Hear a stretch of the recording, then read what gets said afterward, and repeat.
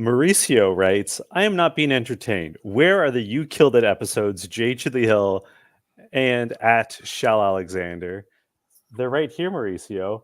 I moved, so we had to delay things. I did not have internet because I'm with a certain unnamed telecom that is not good at what it does. I'm John Chidley Hill. And I'm just being really quiet right now. And I am Sheldon Alexander. Because the funny part is, I really don't know who you're talking about, like in all honesty, but I don't really want to know either. Let's just say I'm looking out for my co-host right now. Hey, like and this is You Killed It, the podcast talking about the challenge. This is funny to like 5 people listening right now. Americans are like, what are you guys talking about? But that just tells you the pod is back, baby. Listen, for our American listeners, there's something important that you need to know about Canada as a country, Canada as a government, Canada as an economy. Where are we is going? That we are 2 telecoms and 3 grocery chains dressed in a giant trench coat. That's all there is to Canada. There's nothing else. Those 5 companies run this country. There's nothing else going on here.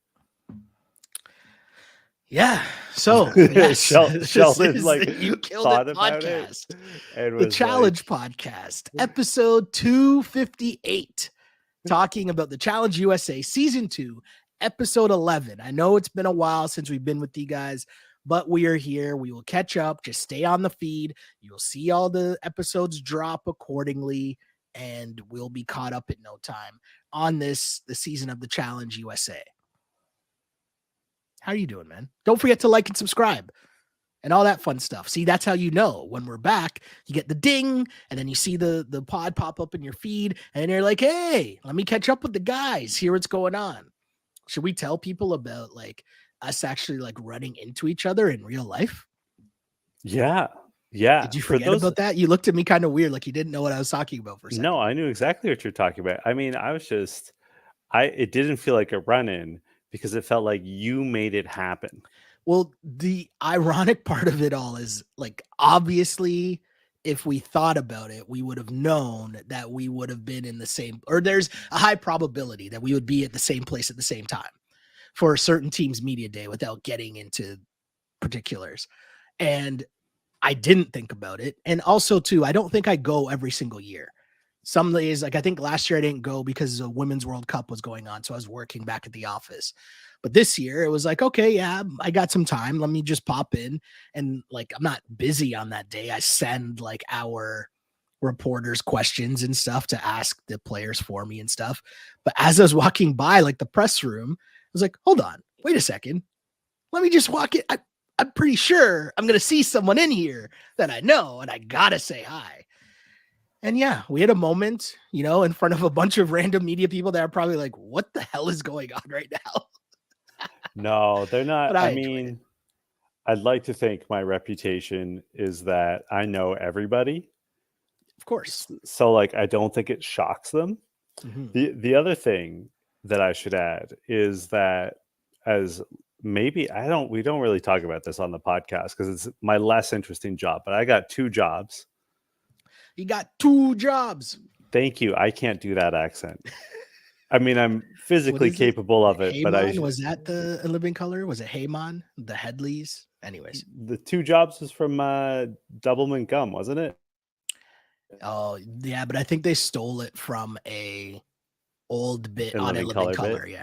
Yeah. All this is to say, we don't talk about my other job, which is I'm an instructor for sports journalism at Centennial College. Mm-hmm. So at this point, I've been at it for so long that covering any sporting event in Toronto, there's 2 to 3 to even up to 10 of my former students. Yeah. So they're like present there working for other outlets, sometimes working for the same outlet as me, sometimes working for the same outlet as Sheldon. And so I talk about Sheldon in my class. Oh. And some of them listen to this podcast. That is correct. So it's not like it's the fair. Craziest thing in the world for them to see me just like know people, let alone my guy, mm-hmm. Sheldon Alexander. It was We a shared a moment. moment. We shared a moment. It was good. It was good. Can I just say, I think we have really good hugs. Like, why? Like, you have to strive for the awkwardness. No, I was just thinking about all the hugs I get in my life, and like I Are feel you a like big we have hug like, guy? yeah, I love a good hug, and I love giving Okay. hugs too. But Okay. I feel like top 3 hugs currently in my life, like you're like in there. I'm just gonna let that go, man. I'm not gonna bite on Because you this know one. what? You got like some people just hug, but then you have like a second squeeze, like you bring it in tight. It's good. It's good shit. Still just gonna let this go, man. Not gonna bite. I'm going to ask our listeners because I think this is important. Do you want to hear more hug related content on the podcast? The hugging podcast. The hugging podcast? There are people who are actually like, I've been waiting so long to hear you guys talk about the challenge and the oil fight, and like you guys are talking about hugs. I mean, it's a good segue.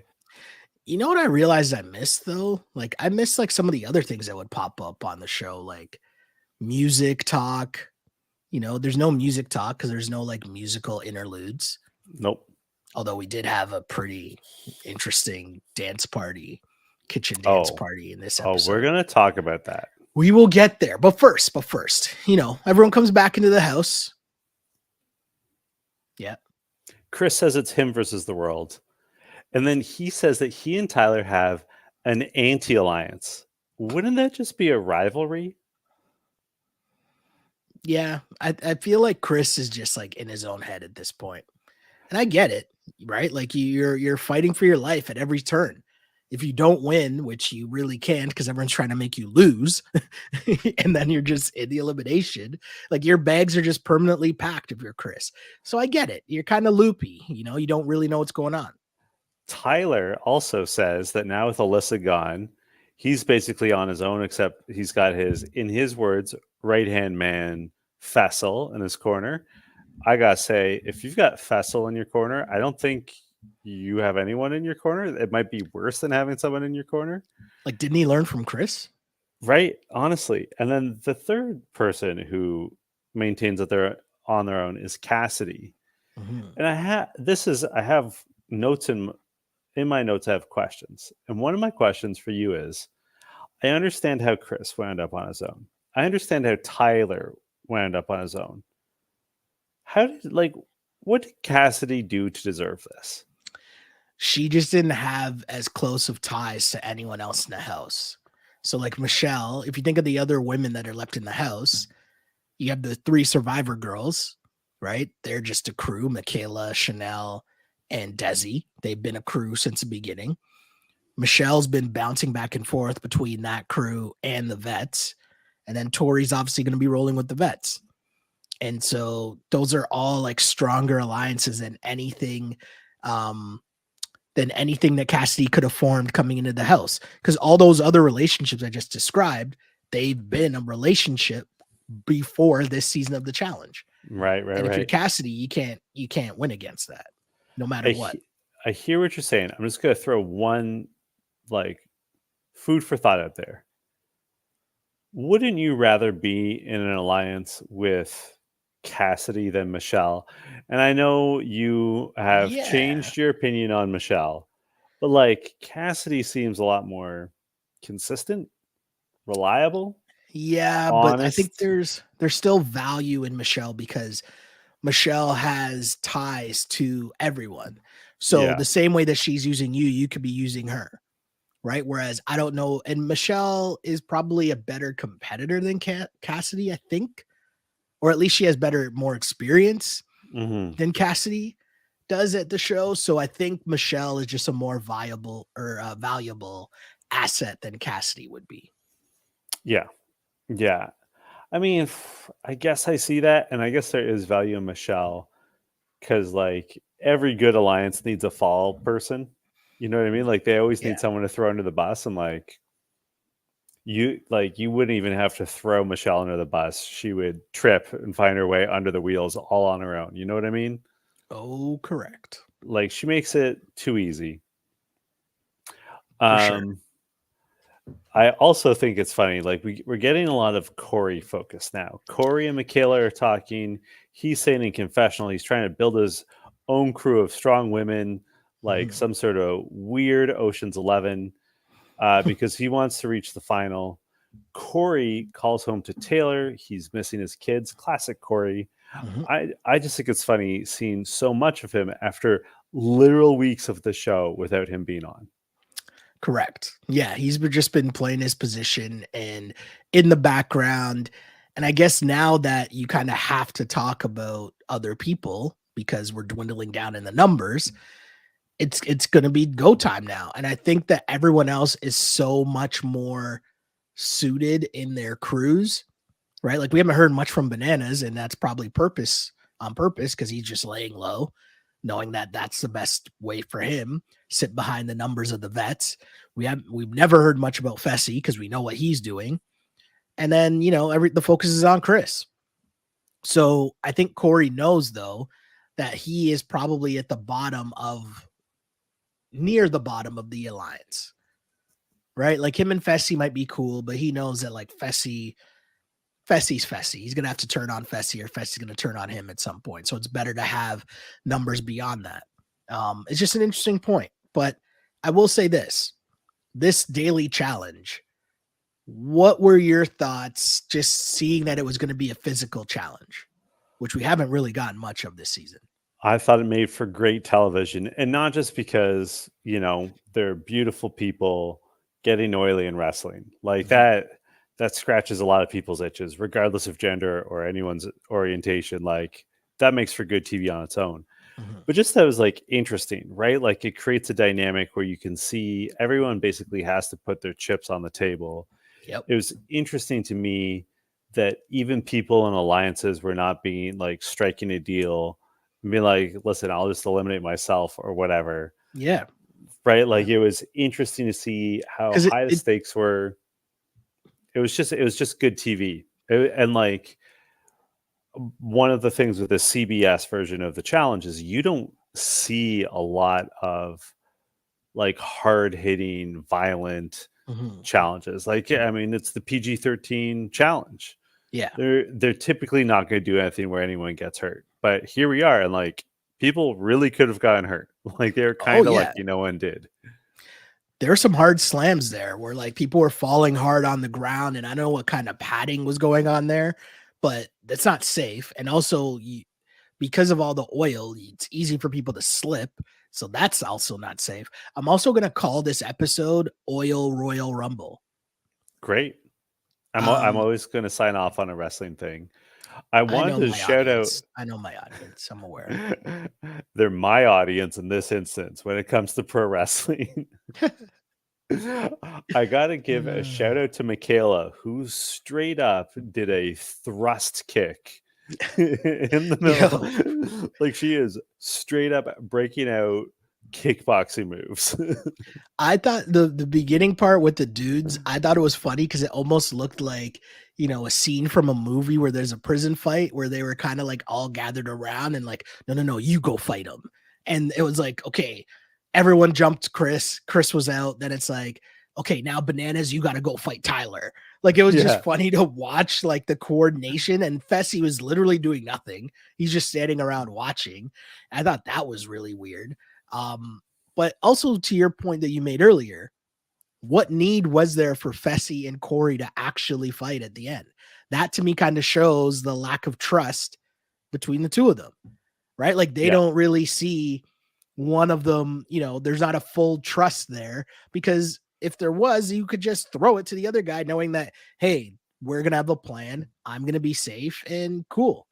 But I guess with the hopper, with like all the other, ways that someone can end up in elimination, can you fully trust anyone? I wonder also if the producers have created bonuses, like cash bonuses, if you win a daily challenge. Yeah, that would be a good idea. Well, that's an old school challenge thing. They used to do that back in the day, right? Yeah, but I just mean like to stop people from throwing challenges. Yeah, because because there's no, and like Corey and Fessel went hard, like hard, and also it is amazing. It speaks so much to people's muscle memory. Corey said, like, yeah, I took wrestling in grade 8. And Fessel's like, yeah, like I played football. This is exactly the same as football. But And like, it's like, it's not. it's not. And Corey's like very old fundamentals in wrestling worked. Like he threw a suplex. That's how he It's won. funny though, because I actually wrote down, I'm like, oh, Fessy's telling us that he played football. Did you know that he played football? I was unaware. I thought I heard that somewhere on the deep web. Also, though, I really thought it was a very good look for Corey to still try and then beat Fessy, considering that Corey just went against like 2 other guys, won while Fessy was doing literally nothing. So Fessy is well rested. Corey, blood's flowing, he's hyped up, he's probably a little tired, but like he dealt with Fessy, and I thought that was really dope. I thought that was a good look to kind of show people like, yo, man, and also show Fessy like, I'm not afraid of you. Yeah. Like, even if you think that you're gonna try to take me out at some point, like, I'm not afraid of you. I thought that was cool. I agree. I thought it looked great for Corey. I also think at this point on the men's side, Corey is who I'm cheering for. Yeah. I'm with you there. Definitely. So I was just glad to see him do and reappear on the show after taking 4 weeks off or wherever he's been. I did want to point out one thing, that in a sport like wrestling, being the shorter guy is an advantage. Yeah, lower to the ground, lower center of gravity. He's got a better fulcrum. Yes. So going to the women's side of things, I thought it was interesting because they all went at Tori at the beginning, which I kind of thought like, okay, you're all going at Tori. That should have been her sign to like kind of be ready towards the end of the episode, which we'll get to. But you mentioned it earlier. They were throwing bows. These women were throwing bows. There were full on kicks going on, like people's heads being slammed to the ground. Like Cassidy and what's her name? Chanel were like going at it hard. Like the way that Chanel just like ran up on Cassidy from behind, I was like, yo, what's happening here? That was like you could argue they were going harder than the dudes. Oh, they definitely did. And like I think Josh said as much. And the fact that like the guys would sort of take their turns where they're basically being in pairs, as you said, right? Like Johnny and Tyler, and then Corey and Josh, and then Corey and Fessel. The women were just like, it was a free for all, and like switching like wrestling partners and just like going out. It was crazy. Yeah. I like that. Like Michaela said that she expected Tori to be the first one out since there's just her and then the 5 survivor women. But Chanel's like, I might go after Cassidy first. And then sure enough, like sneak attack. Like went right for her. And then at the end, it's Chanel versus Michaela. Also basically in the same alliance. Also not giving up with each other. Yeah. But I think that's a different dynamic. Like Corey and Fessel are probably as tight as any alliance is in the house at this point, aside from maybe Corey and Tori, but like really tight. Whereas Michaela definitely has her own agenda. Whereas Desi and Chanel are definitely tighter. Agreed. Definitely agree there. I thought it was interesting though. So obviously we mentioned Michaela and Corey end up winning after Michaela and Chanel were throwing like suplexes and stuff on their during their round. I was just like, yeah, what is happening right now? But you just knew, you alluded to it. We already know that Michaela was going to be trying to do too much here. And leading into her deliberation with Corey, do you remember the last time she was in this position and she made the smart move of just letting, was it Fessy? Yeah, letting Fessy talk. And then she was able to just kind of play off of him and not show her cards. She did the complete opposite this time. And I didn't really understand why. And then not only did she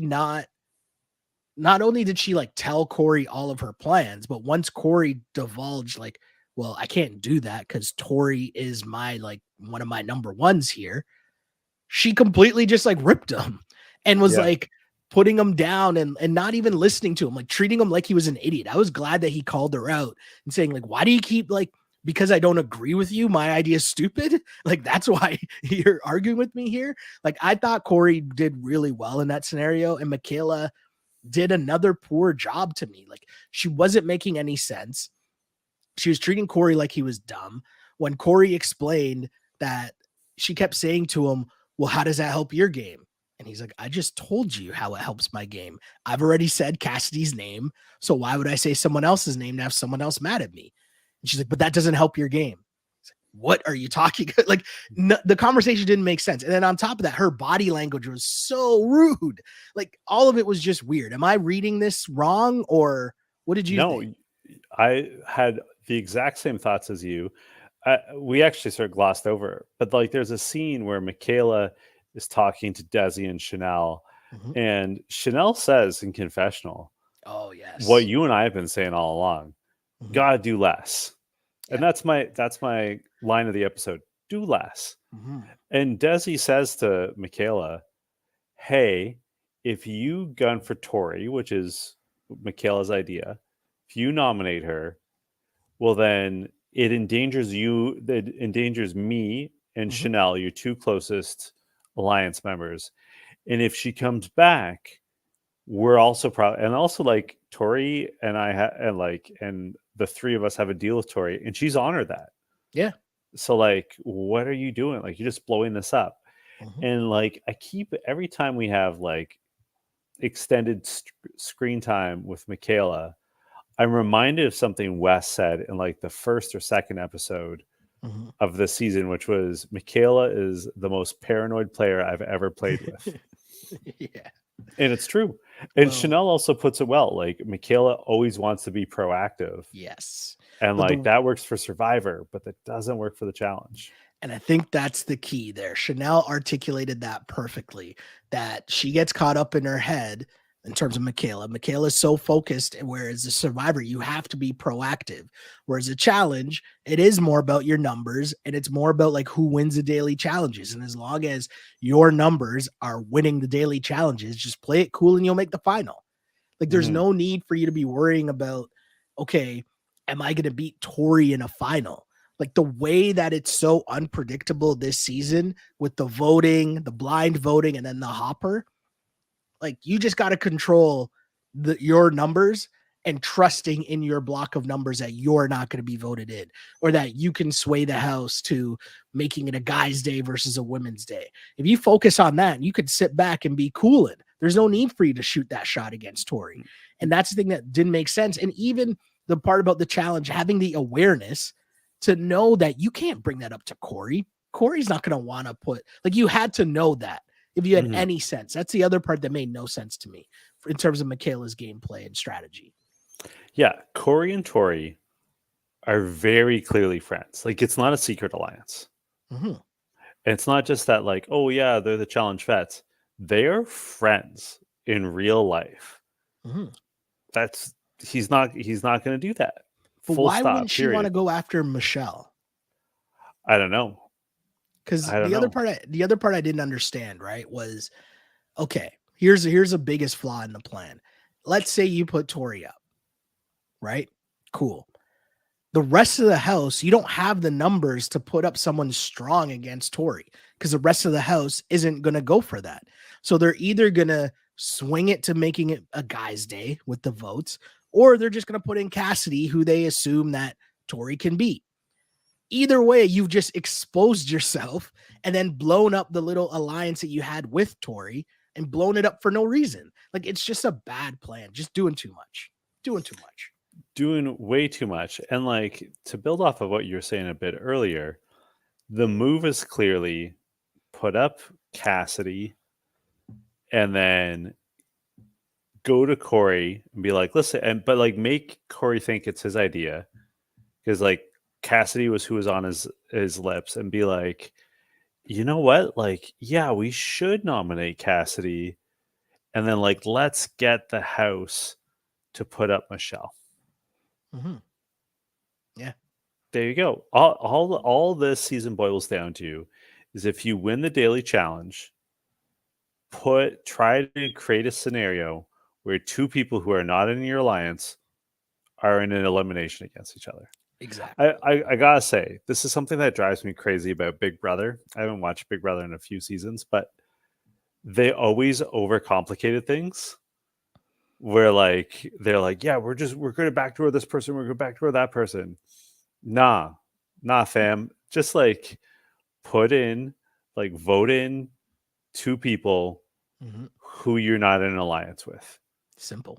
Make them earn the power of veto and save themselves. And ideally have to put in someone else that's not in your alliance. That's all you got to do. Yeah, once you start getting into pawns and all that, you're complicating a lot. Yeah, and I mean, again, Tori, obviously it's going to get back to Tori that you tried to just pull this deal with her, which also was another bad part of Michaela opening up her terrible plan to Corey. Because Tori obviously finds out and it's like, well, that's fine. We'll just make it a guy's day anyways. Because now you're just solidifying the other side. Now you're solidifying. If they had doubts about Michelle, they're just going to try to bring her in even more to solidify their numbers because you're starting to make plans, right? So that plan blows up. We get a little dance party though. And they talked about people just needing to let off a little steam. And I mean, first off, I'll say, Desi, hello. It was good to see you enjoying yourself during this episode of the challenge. I will also say that it was just funny to have them. This was as close as we got to the other challenge. And it wasn't a lot, but it was just enough. You know what I mean? It was enough to be like, oh yeah, they're having fun. I noted the same thing. And it was just nice to see. Like, it was nice and not just like the other challenge. When was the last time we saw them get drunk in the house? True. Because the past few seasons of MTV Challenge, of Real Challenge, they've always taken them to a club or restaurant or resto bar or however you want to put it. Yeah. But this was them getting drunk in the house like it was 2014. Yeah. And I loved it. And I mean, we saw Cassidy and Michelle make out a little bit. We saw Tori fully doing like a handstand in Cassidy's lap. Yep. But I also, just the way people were speaking, I feel like there was more stuff going on that we didn't get to see. And I'm not saying amongst the women. I'm just saying like, if they do a reunion episode, I have the sense that there was a little more romance happening. And like, to me, the thing that like really like spoke to it is Tyler was like, yeah, like I'm sort of like spoken for with Alyssa. I'm going to honor that. But like the rest of them can let loose. And then it cut to Josh falling out of his chair. But like, that's not what Tyler was talking about. Tyler wasn't like, I'm in a relationship, I can't fall out of chairs. You know what I mean? That's not what he's talking about. So I understand. I feel like if they had a shit they should have shown episode. Interesting. Which we unfortunately don't get reunions for the CBS challenge.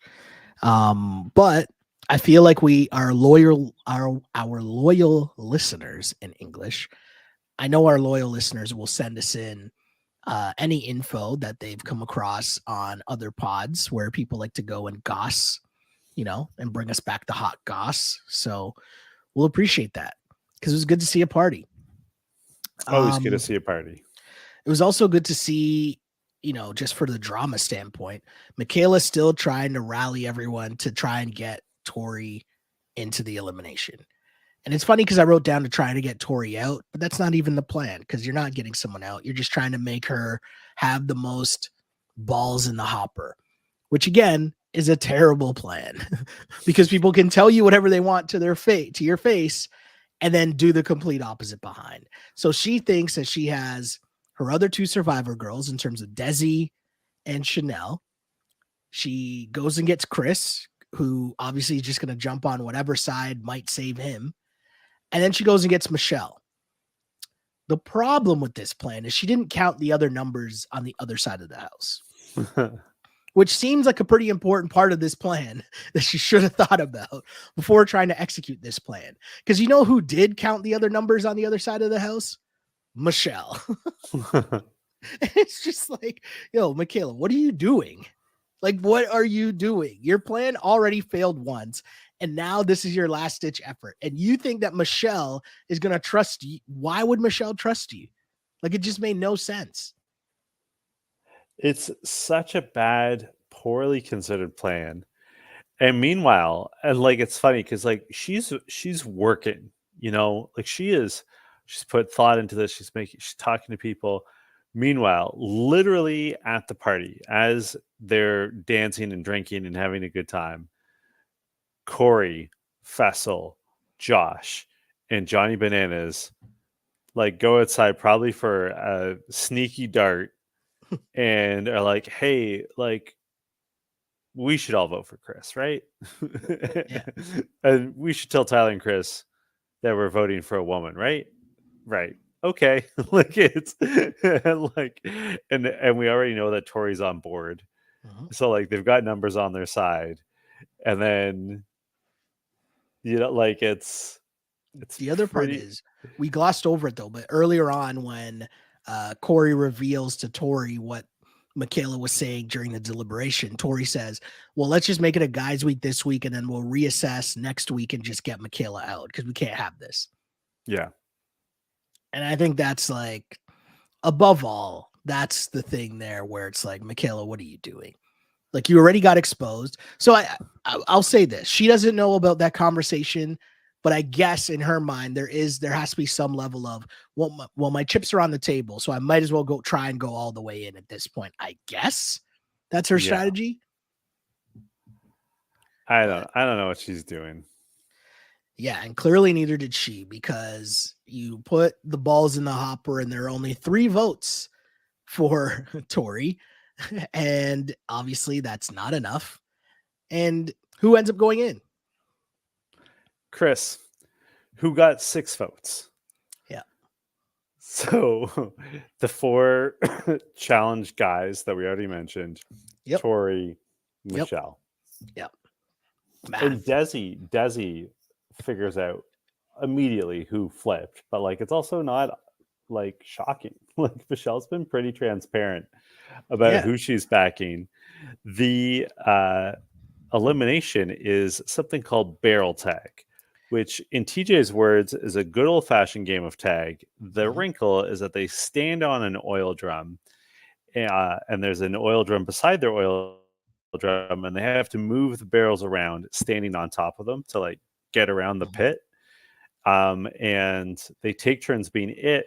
Whoever gets the other one out first wins, like in the quickest time. Yeah. Before we get into strategies and stuff, just what did you think of this elimination? I didn't really like it. I thought it was interesting in theory, not so much in execution, because I felt like it probably would take a lot longer than we actually would see, but it's not interesting to watch. Do you know what I mean? Yeah, I didn't find it particularly interesting. It didn't I don't know, it didn't really stir my blood. It was like, it was fine. I don't really know what the strategy is. Like, I'll give Chris credit. He tried to do something where they had sort of like obstacles, and he went over to the obstacles and picked up the like obstacle barrels and threw them at Tyler, but like, I don't know. It didn't work. That was that, I feel like there's so many different, I didn't really comprehend, as you said, what the strategy should be. Because I would think as soon as a person was making a move, I would just make my barrel go in the opposite direction. So I'm moving the Mhm. same pace that they're moving. Now, of course, once they start moving forward, that's when you start running into problems because they're cutting down the space in between you. But once they get to a certain distance towards you, like you're basically done. It just wasn't, I don't know. I just thought after such a good daily challenge, I was expecting more from the elimination. Not saying it had to be Hall Brawl, but just a better overall elimination than this was. It just wasn't that entertaining to watch. And yeah, I mean, the other part about it too that didn't make it as interesting to watch was because it's edited, obviously, we'll have no idea how either of them did because we're just relying on the edit and then them telling us the time. Do you know what I mean? Yeah. But even as they told us the time, like I thought there's two things within what we saw that was interesting. First of all, the times that TJ announced by ADR, Mhm. which is highly suspicious, Oh, weren't that long. no. And the house, like the cast that were watching, the spectators, Mhm. didn't seem that hype. Not at all. But doesn't that just tell you that they didn't really care who won? Yeah. Right? Which also kind of fits into the narrative of like, just being kind of like a blah elimination all in all. Cause, cool. Chris continues to survive somehow, some way. They can't get rid of Chris. He's back and he'll probably be thrown in next week again. But or maybe not, because that means one of the challenge guys would have to go in. One of the vets would have to go in against him. So I'd assume they'll just make it a women's elimination next week. Which is the Um, plan, right? And like I yeah. also think that at some point production, because there's way more women left than men, right? Mhm, Like there's 5 men mhm. and I guess is that 6 women. So not way more, but one more.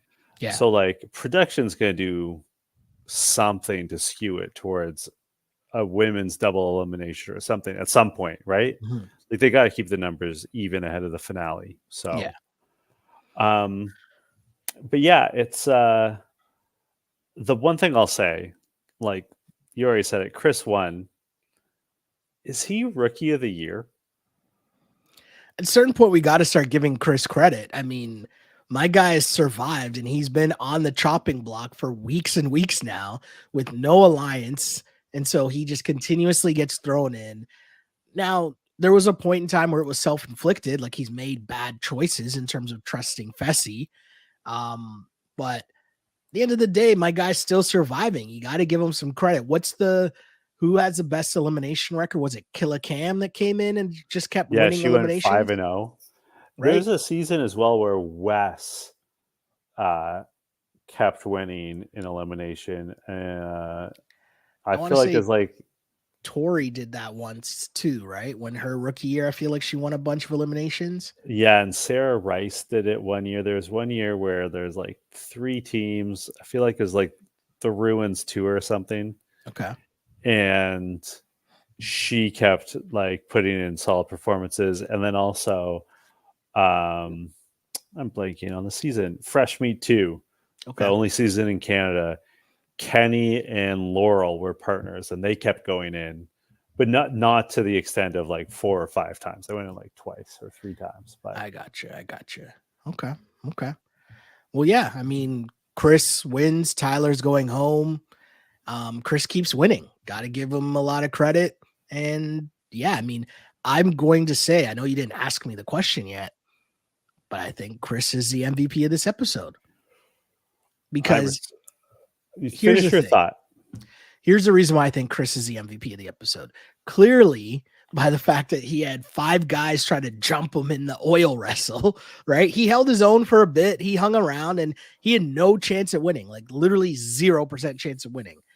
And he's just prepared to go into the elimination and he keeps winning. To me, you got to give my guy.